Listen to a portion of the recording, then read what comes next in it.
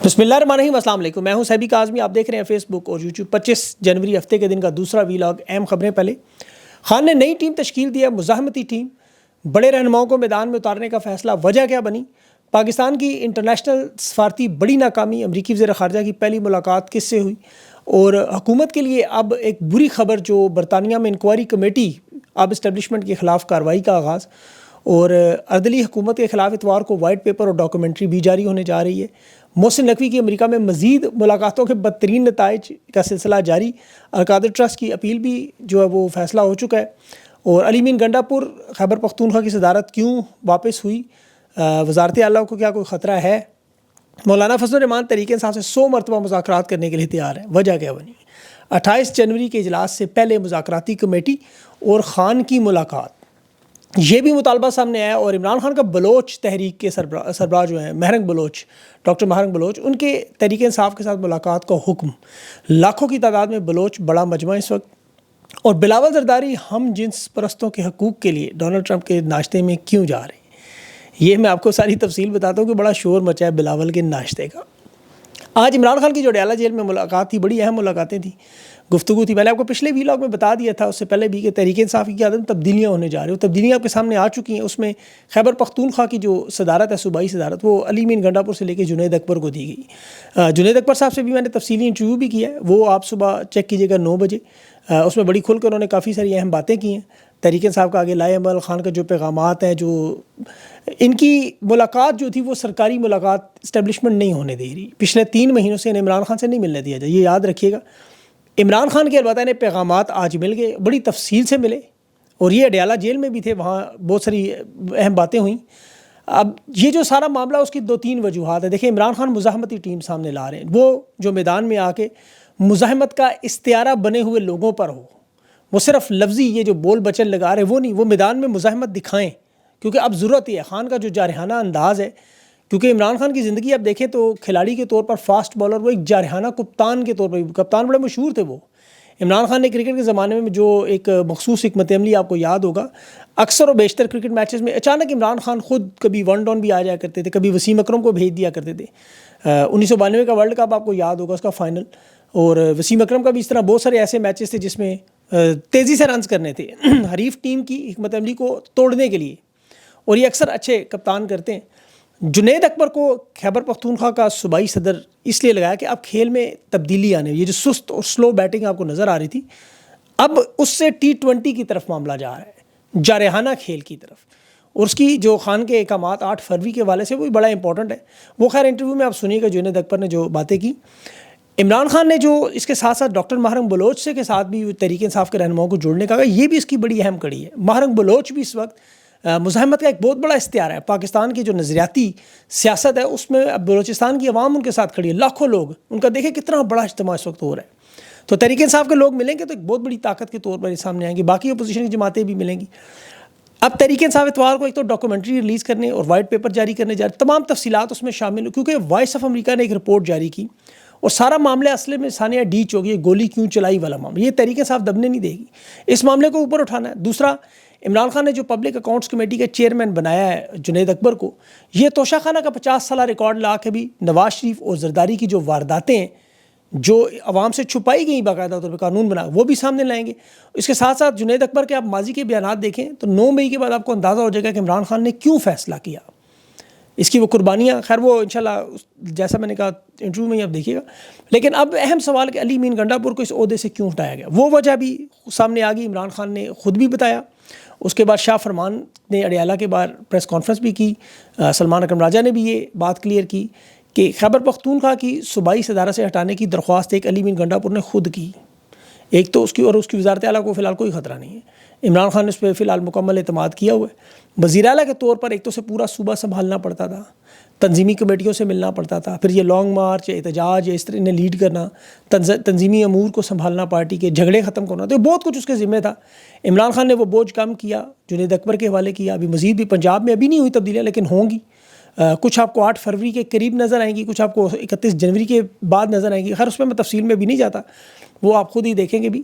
ابھی عمران خان نے جو مذاکرات ختم کرنے کی دیکھیں وجہ، جوڈیشل کمیشن نہ بنانا، اس میں 9 مئی اور 26 نومبر کے ثانیے کی اصل تحقیقات، کیونکہ مجرموں کو اسی کا سب سے بڑا فکر ہے کہ 9 مئی کو جو فالس فلیگ آپریشن کروا کے عمران خان کو اغوا کیا، پرامن احتجاج اسٹیبلشمنٹ کے لوگ شامل ہو کے، خفیہ ادارے کے لوگوں نے یہ جو واردات کی، اس کے بعد پھر تحریک انصاف کی لیڈرشپ، کارکنان ہزاروں لاکھوں لوگوں کو اغوا کیا، تشدد کیا، پارٹی چھڑوائی، 16 لوگ اس میں بھی شہید ہوئے، اس کے بعد 4 معذور بھی ہوئے، اور پھر 8 فروری کو عوام نے اس کا رد عمل تو دیا، لیکن بجائے اسے تسلیم کرنے کے اس رد عمل کو انہوں نے 26 نومبر ابھی کر دیا، مظاہرین کو جو گولیاں ماری۔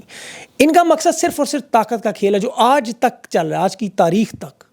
جس طرح میڈیا میں انہوں نے کچلنے کے لیے، آپ کو پتہ ہے ارشد شریف کو اسی لیے شہید کیا، صحافیوں کو اغوا کیا، سوشل میڈیا پابندیاں لگائی کہ ڈر جائیں سارے، کوئی بولے نہ آگے سے۔ کبھی 40 ارب کی فائر وال لگائی، کبھی یہ پیکا کا قانون، مقصد ایک ہی ہے، بولنا بند کریں۔ خان نے جو 8 فروری کی یوم سیاہ کی کال دی، ایک تو سوابی میں، خیبر پختونخوا میں، شمالی پنجاب کے لوگ، اور پھر پاکستان میں اپنے اپنے علاقوں میں، اپنے اپنے شہروں میں پورے احتجاجی مظاہرے ہوں گے، پوری دنیا میں اوورسیز پاکستانی، اور اس میں خاص طور پر امریکہ میں۔ یاد رکھیں یہ احتجاجی مظاہرے بہت بڑا معاملہ ہوں گے، اور فارن ریمیٹنس کا بائیکاٹ بھی عمران خان نے آج دوبارہ دہرایا بھی کہ ان لوگوں کو پیسے نہ بھیجیں جو آپ کی گردن دبوچ رہے ہیں، معاف کیجیے گا۔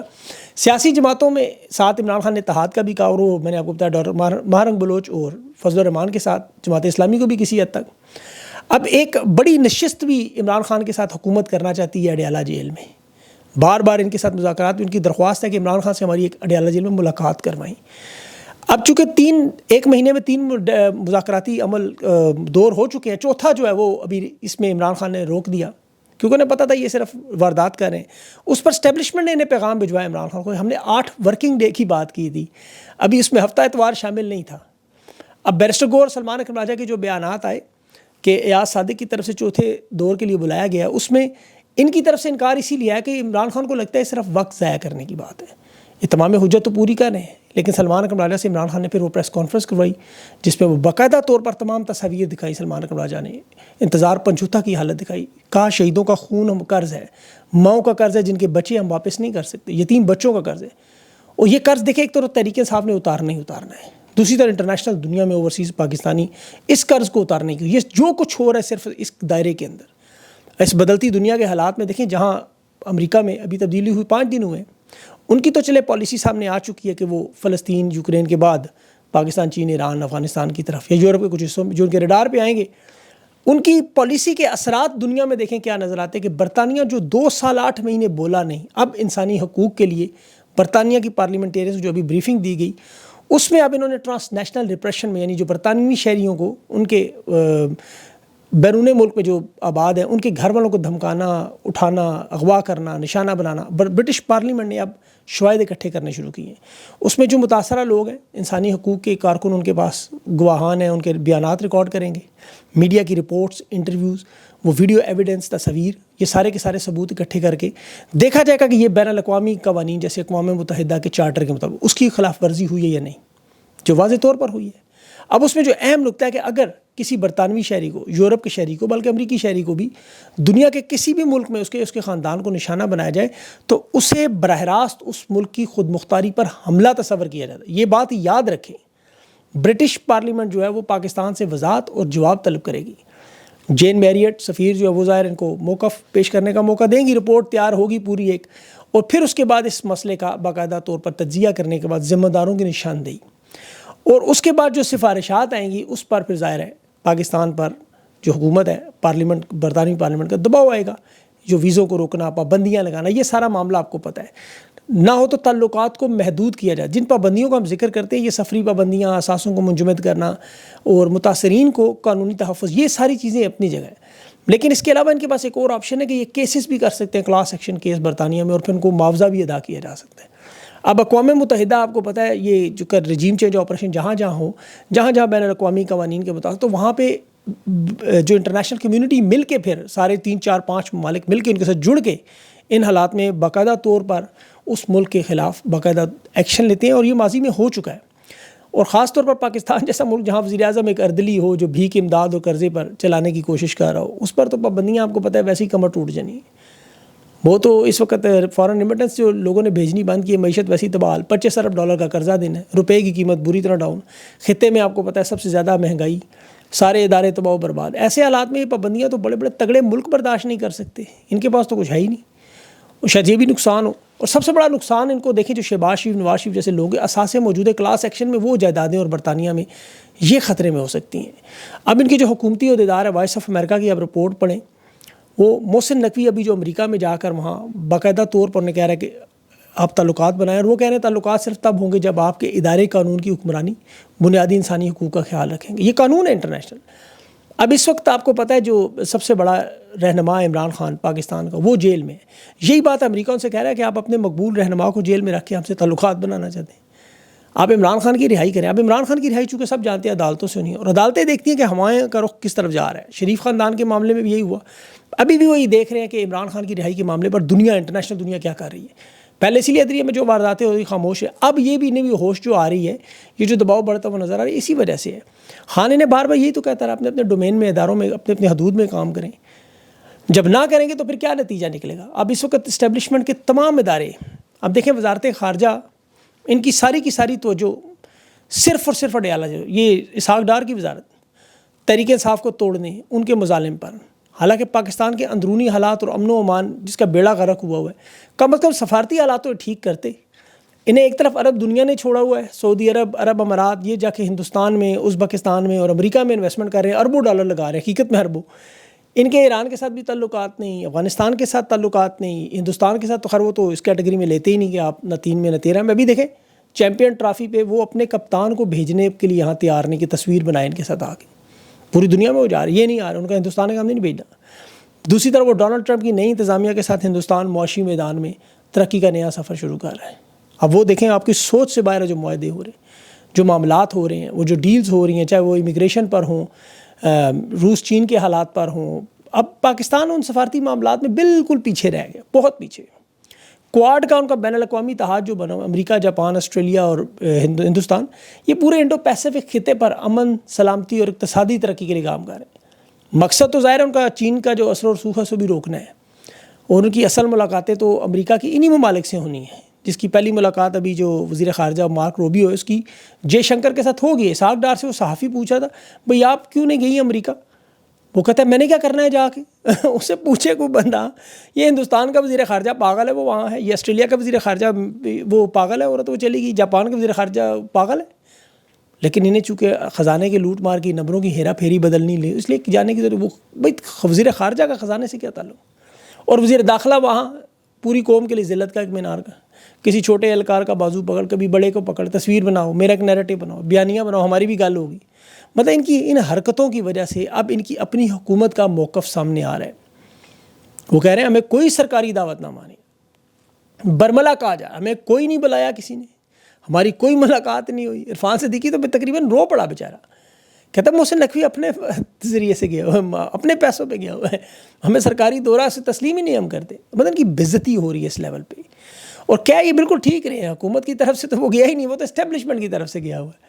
اب یہ جو دباؤ آ رہا ہے خاص طور پر چین کی طرف سے، تو حکومت اب یہ چاہتی ہے، حکومت سے مراد قربانی کا بکرا جو محسن نقوی کو بنانے والے ہیں وہ نواز شریف، شہباز شریف، اسحاق ڈار، ان کی بات کر رہا ہوں، اسٹیبلشمنٹ نہیں۔ یہ تو اسٹیبلشمنٹ کو درخواست کریں کہ محسن نقوی کا استعفیٰ لیں، چین کو ناراض نہ کریں، لیکن وہ چونکہ ان کا بلو آئی چائلڈ، بلو آئی غلط لفظ ہے وہ تو خیر، مطلب اس کے اصل محسن نقوی کے بارے میں خالد خورشید کے ہی بیان آپ ذہن میں رکھیں، جو اس نے کہا وہ اسٹیبلشمنٹ کسی صورت میں اسے نہیں ہٹانا چاہتی، اور وہ تو چاہتے ہیں شہباز شریف کو ہٹا کے اس کی جگہ لگایا جائے۔ تو یہ ساری صورتحال میں جو ناکامی ہو رہی ہے، جو بے عزتی اور ذلالت ہو رہی ہے پوری دنیا میں، اس کا حل کیا انہوں نے نکالا کہ جی بلاول زرداری کو شور مچا دے، ڈونلڈ ٹرمپ کے ناشتے میں جا رہا ہے۔ اب وہ ناشتہ کیا ہے ذرا وہ بھی سن لیں تاکہ آپ کو اندازہ ہو جائے۔ واشنگٹن میں ایک روایت ہے، جو کرسچن برادری ہے وہاں کی، وہ ایک بڑا ناشتہ رکھتی ہے، دا نیشنل پریئر بریک فاسٹ اسے کہتے ہیں۔ یہ مذہبی لوگوں کے ساتھ ناشتہ ہوتا ہے، اس میں مذہبی رہنما آتے ہیں، سوشل رہنما، جو سیاسی لوگ بھی ظاہر ہیں انہیں بھی مدعو کیا جاتا ہے۔ تو ایک روایت ہے، مذہبی آزادی، اس مذہب کے معاشرے کا کردار، حکومتی پالیسیاں، یہ ساری چیزوں پہ ڈسکس ہوتی ہیں، چرچ سے متعلق معاملات بھی ہوتے ہیں۔ ان تمام کمیونٹیز کو، اس میں مذہبی کمیونٹی یعنی کرسچن برادری جو ان کی، اور وہ تمام جو معاشرے میں پسی ہوئی کمیونٹیز انہیں بھی بلایا جاتا ہے، خاص طور پر خطبہ ہوتا ہے وہاں پہ۔ ان کی کیتھیڈرل کی ایک بڑے بشپ ہیں میرین ایڈگر، وہ دیتی ہیں خطبہ۔ اس میں ٹرمپ کو بھی خاص طور پر انہوں نے اس لیے بلایا گیا کہ آپ تھوڑا سا ان پر رحم کریں۔ کن پر؟ تارکین وطن پر، ہم جنس پرست لوگوں پر، معاشرے کے جو یہ پسے ہوئے طبقے میں آتے ہیں، آپ کو پتہ پوری دنیا میں۔ تو وہ کہتے ہیں ان کے حقوق کے لیے صدر ڈونلڈ ٹرمپ سے ہمیں درخواست کرنی ہے آپ تھوڑا سا رحم کریں، کیونکہ ڈونلڈ ٹرمپ نے بیان ابھی دیا کہ امریکہ میں 2 طرح کے لوگ ہیں، ایک مرد ایک عورت. اب یہ جو کیتھیڈرل کی بشپ ہیں یہ ڈونلڈ ٹرمپ کو یہ سکھانا چاہتی ہیں کہ آپ کم از کم ہم جنس پرستوں کے لیے تھوڑا رحم پیدا کریں, مائیگرنٹس کو ہم جو لوگ ہیں مت اس طرح نکالیں. تو یہ اس سلسلے میں بلایا اس ناشتے میں. اب اس میں لوگ وہی ہیں جو زیادہ تر ہم جنس پرستوں کی وکالت بھی کریں گے. اور ڈونلڈ ٹرمپ تو خیر وہ صدر ہے, بلاول کو انہوں نے خصوصی طور پر بلایا کہ وہ بھی ایک طبقے کی نمائندگی کریں وہاں آ کر اور بتائیں ان کو کہ یار ان کے ساتھ کیا کیا ہو, کس طرح لوگ سلوک کرتے ہیں اور ان کی کتنی حالانکہ وہ بلاول پاکستانی ہیں, وہ امریکی نہیں ہے, لیکن ناشتے پہ اس نے ظاہر ہے کسی نہ کسی طبقے کا, وہ ظاہر ہے کرسچن برادری کی تو نہیں کر سکتا کسی صورت میں نمائندگی, اس کا تو کوئی تعلق نہیں, لیکن باقی ان طبقات میں مائیگرنٹ بھی وہ نہیں ہے تو پھر پیچھے رہ جاتے ہیں, وہ ہم جنس پرست ہیں, تو ان کی وہ ضرور نمائندگی کرنا چاہ رہے ہوں گے کہ ان کے ساتھ ظلم اور زیادتی نہیں ہونی چاہیے. آپ نے کیوں کہا ایک مرد ایک عورت, یہ بھی تو انسان ہے, تو وہ ظاہر ان کی وکالت کے لیے انہیں کچھ لوگ چاہیے ہوں گے. تو یہ ناشتے پہ انہیں بلایا گیا, یہ آپ گوگل پر ساری تفصیلات پڑھ سکتے ہیں, موجود ہوں گی. یہ میں بلاول صاحب کے بارے میں خود سے نہیں کہہ رہا, یہ آپ چیک کیجئے گا.